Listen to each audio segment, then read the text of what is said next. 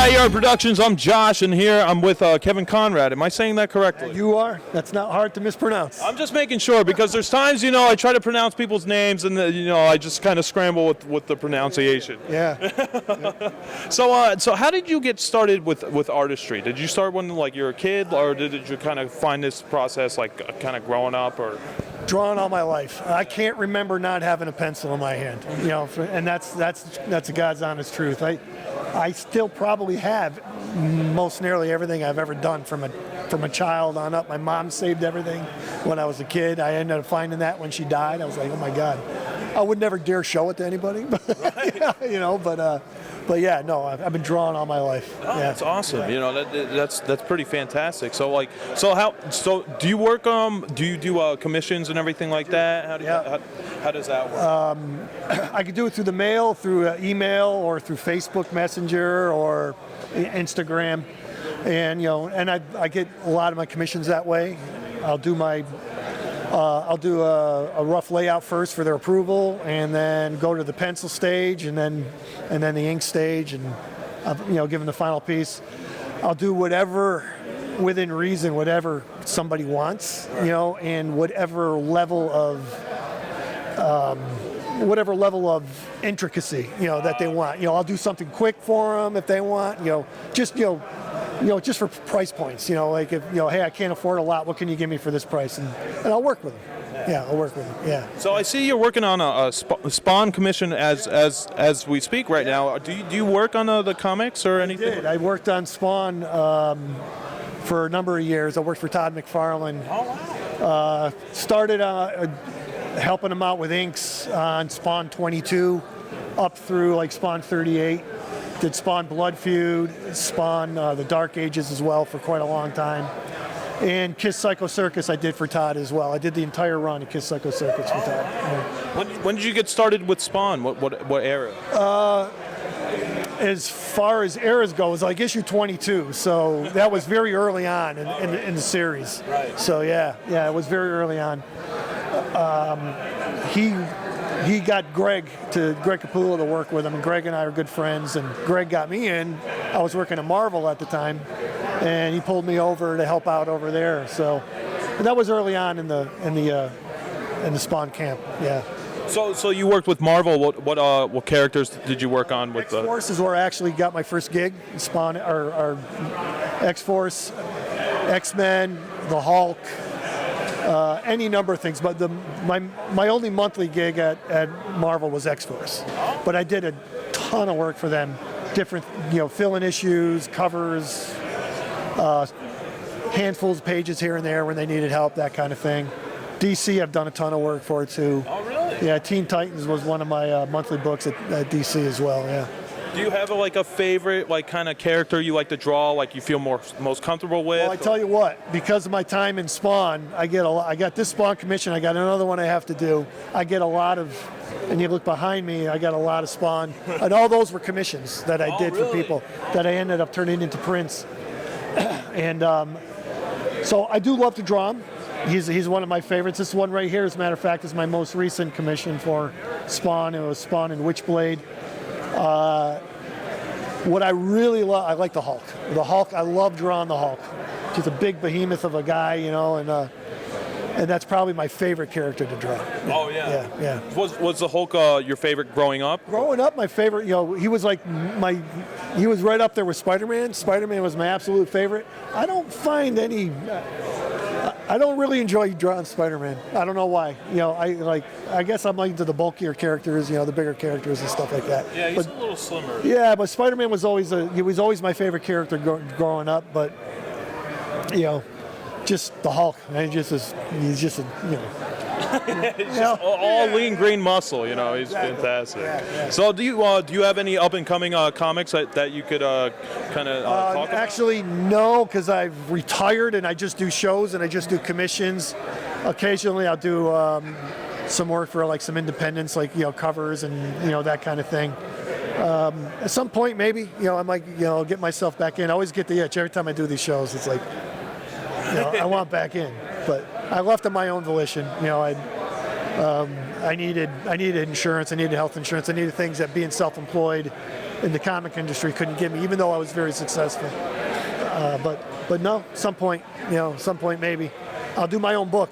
Oh, Yeah. Yeah, definitely announce it because Yeah. we're eager to see it. You know? Trust me, I'll announce it. Yeah. So since you've been like in the comic book industry, do you have any like words of inspiration for like upcoming artists who are trying to like break through? Don't give up. Don't give up. I mean, be persistent. If it's your dream, honestly, don't give up. Always as a kid, I was like, I'm going to work for Marvel Comics someday. My mom and my dad, and they were always supportive of my art. They probably didn't want me to get hurt if it never happened. And then that's nice, but go to college. Yeah, that kind of thing. But honestly, just draw all the time. I mean, there's so much incredible talent out there all across the world, and it's not just this little niche in like where Marvel and DC were in New York City back in the day, and you could be anywhere on any corner of this earth and work in comics now. You don't have to be local to where they are anymore, and that's just opened up a huge amount of opportunity for so many talented people, and that's where a lot of the talent's coming from. It's coming from like South America and that kind of thing. There's just an incredible amount of talent out there these days. So yeah, just don't give up. That's all I can say. Hey, that's awesome. Do you have any like social media accounts you want to shoot out there to the audience? I do. Kevin Conrad Art on Facebook. Also Kevin Conrad Art on Instagram. And I have my website, which has pretty much been dead in the water for a number of years, but it's still up, kevinconradart.com. And I'm working on getting that updated, I promise. Okay. Yeah. Hey, thank you, Mr. Conrad, for doing this interview with us. This was definitely a pleasure. Hey, thank you. This is Josh at Batyard Productions, and here we got Zach. Zach, your booth kind of like, sprouted out on me. Like I didn't like it definitely looked different from all the other stuff I was looking at. Can you explain to me like what exactly your artistry is about? Yep. Well, my name is Zach Appio. I'm with Odd Concept Media. We have 3 original comic books that I authored. They're more for children of younger ages. I also produce music, which is probably something that grabbed your eye, was my music display that's sitting here. Yeah. So I developed an album for my friend who's a video game developer. So it's the album's actually a soundtrack for his video game, which is coming out next year, called Burrito Bear. So I thought of a creative way to kind of pull people in to listen to the music and everything. I do motion graphics and animation on the side. Okay. Yeah. So I set up this cool little display to kind of pull people over and give them a listening station to kind of demo the music a little bit. And as well, like I said, I have the 3 comics here. I have The Home, Just Tea and Cakes, and Tish and Squish as well. Awesome. Yep. So how did you get started in animation? Have you been doing it for a while? Is there like a new concept? My whole life, really. I've been more into writing and things like that. So at an early age, just wrote short stories, things like that, getting into different contests and things like that. My first grade teacher actually made a trip out to see me at the con today to kind of see, her effort come full circle kind of thing. Right. So it was definitely cool to get to see her again and show her the new things that I'm working on. Oh, that's fantastic. Yep. So this album you created is for a game called Burrito Bear. That's correct. Can you tell us more information about that? I actually don't know too much about the video game itself because, like I said, it's a video game from my friend Michael Weiler, and the game's currently being developed. So I don't know too many of the details as far as the video game goes. But we did basically an artist trade between the two of us. So he commissioned me to do the music for his game, and in return, he did the artwork for my one comic, Just Tea and Cakes, that's right here. Okay. So it was kind of a mutual thing that we helped each other out with. So can you tell us more about your comic book here? Absolutely. So specifically, Just Tea and Cakes is a story about a same-sex but different species marriage between a sloth and a goat, and they're the only animals living together in New York City just trying to make ends meet. Mm-hmm. And then I also have another comic called The Home, which is a 1970s foster home where there's dark, evil things happening in the home to the children, and at night the toys come to life to basically protect the children from the evil mind monsters that are trying to get them. Oh, that's cool. And then my last comic is much more geared towards younger readers. It's Tish and Squish, and it's a story about two identical tuxedo cats that live on the same street, but they don't actually know each other. So Tish is an indoor, well-kept cat, while Squish is an outdoor ruffian.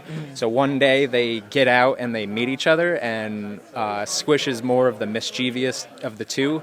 So because they look identical, Squish devises a plan where they're going to switch houses and go to each other's houses. Yeah, and then that turns into misadventure and all sorts of fun hijinks for them. Oh, yeah, that's fantastic. Yep. So with this comic here, what's the title called again? It's called Just Tea and Cakes. Just Tea and Cakes. That's correct. With the setting of New York, like, do you live in New York, or like what made you decide that setting for that comic book? I think it just was a perfect setting for a fish out of water tale, because they are two animals, and it's so strange. I mean, granted, it'd be strange to see a sloth and a goat living anywhere, but I think living in the big city, it kind of gets overlooked, the fact that they're animals, because there's so many things already happening in the city, that things are going so fast that no one in the city even cares that they're animals, so it just gets glossed over. And I think being from upstate New York, I'm from Guilderland, Albany area myself. Okay. Yeah, I wanted to use New York City to kind of just put a face on the state that I'm from, kind of thing. Oh yeah, that's fantastic. Thank you. Yeah. So do you have like you said you dove into some animations? Do you have like any like little short animations that you do, or is it more like graphics? Yeah, it's probably more graphics. I do produce music videos and things for local musicians in the area. My goal in the future is to sort of turn the 3 comics into short animations, and then basically add to my music display, so that way anyone walking up to the table, they can see, short little clips that will promote the comics and things like that, and get people interested. Yeah, no, you definitely. I mean, your whole booth definitely caught my eye. It definitely looked different. Thank you. So Really I think you're doing a great job here. And this is actually only my second Comic Con ever. Really? Yeah, my first one was last week at the Saratoga Comic Con. Okay, yeah. And same thing. People came over and were very courteous and told us that they liked our table, which is meant so much to me, because it's really just a trial type thing, trying to figure out what works best. Well, it looks like you're already a pro here. You got a beautiful setup. Awesome. I really appreciate it. Thank you. Do you have any like social media accounts or anything like that you like to shoot out to the audience? Yeah, definitely. You can check us out on our website. It's www.oddconceptmedia.wordpress.com, and you can link to our Facebook and our Twitter and email us from there. Find all of our contact information there.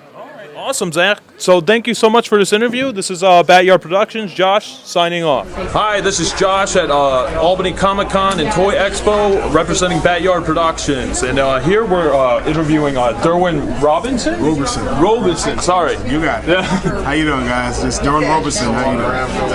So how did you get started in doing artistry? Wow. Okay, that's I know that's a pretty big question. I started drawing when I was a kid. I decided I wanted to be professional around like middle school, high school. Then I worked at it. Didn't go to art school. I kept practicing. Started hanging out with people who did art. Wound up in Japan for a hot minute and did work there. I worked in everything, like package design, product design, toy design, everything except animation. I've not worked in anime, guys. Okay. No, but one day maybe, we'll see. Then I came back here and I've been doing freelance artwork ever since, and I also teach art. So, and it's true what they say, you can't master something until you teach it. Where do you teach, if you don't mind me asking? I'm from New York City, so I teach up in Yonkers, New York, wow. upstate New York, at a place called Riverside High School, Gateway to the Future Academy. It's an after-school program, so it's good kids. I work with high school level kids. Oh, that's awesome. Yeah, so do you teach them like kind of like comic book strips, or Yes. like kind of anything? Yes, I'll teach them. My course basically, you come in as a basic beginner, and by the end of it, you'll make a comic book. Yeah, that's fantastic. So do you like traditional art better or digital? Well, here's the thing. There's a big divide about that. It's mostly financial. Hello, art dealers. I prefer just art that looks good. That works. Right. My method is a hybrid method. I work traditionally, and then I scan it to the computer, and I do digital coloring and inking because it's just faster. You can mess around. But sometimes I will do traditional. I've done several pieces that are one of a kind. designs that are just, using all traditional media. So it depends on what I need. Right. So do you have like a favorite kind of character you like to draw? Do you like monsters more? That's a good point. I love drawing machines. I love drawing mecha, planes. I don't get a chance to, so you don't see any planes here. I love drawing transforming robots, stuff like that. After that, I do like drawing. I like drawing superheroes. I really like ninjas. So I'm kind of a ninja otaku. It means like, fiend, fan, So that's why I was really happy when I did this one. It's ninjas. I like ninjas. So what is your art process like? Do you like watch a film or like with a character in it, or do you listen to music? Like how do you get your creative process? Okay, music is very important. The music, I'll have it on in the background, but as it is now, it's kind of a mechanical process. If I need, I'll get a script or I'll get a project, and then I'll sit down and I'll just look at it. And maybe I will look at reference pictures, but it's not even really a conscious thing. Like I need to find a picture like this because then you want to draw something like that, and then you've got an angry artist or company coming after you. So basically, when I'm not drawing, I'm always looking for new reference material and looking for ideas, and they sort of go into the vault. So when I'm working on a picture, then I can pull it out of there without being directly connected to it. Okay. Every artist does it. Every artist has like a huge file cabinet with thousands of reference pictures and stuff like that in it. Yeah, you need that. Yeah. I do use anatomy guides because your anatomy has to be correct. I do use wrinkle and drapery guides for all you guys that don't understand wrinkles and drapery. That's real. It's really real. So I'll get a project, and then I'll sit down. I'll do a bunch of sketches. If it's a character I've never drawn before, I'll draw them like 6 or 7 times to get them to draw my style, my way. Usually, I get people that want me to turn them into superheroes, so they'll send me pictures of them, and so then I'll draw them until I can find. Oh wait, it looks cool. I don't want to just copy and stuff like that, and that's pretty much it. Do you have any like words you would like to say to upcoming artists? The best words of advice I can give to any young artist is it is 10% talent, 90% practice. No intimidation, only inspiration. That's it. Just practice hard, practice, and don't compare yourself to it because there's always someone better. But it's not about being better; it's about being you. Do you have any like upcoming like projects, like any comic books that? Right now I'm the tonist on this comic book about black. It's a controversial book about a world where only black people have superpowers, right? Oh, okay. And we did the first volume, then we did the spin-off Black AF. I'm the colorist on that, and now I'm working on White. You can find me at bluehanzo.derwin@gmail.com. It's an email address. You can also look me up on the internet as bluehanzo.derwin on Instagram, and Blue Hanzo's Dojo is my website. Upcoming projects include a comic strip called Bodacious Bovines. You can actually head over to the main floor. You can talk to Paris Cullens. He will fill you in all about it. So I'm working with him on that, all right? Hey, thank you so much, Derwin, for this interview. No problem. Thank you, guys. It was a pleasure. Hey, that was Backyard signing off.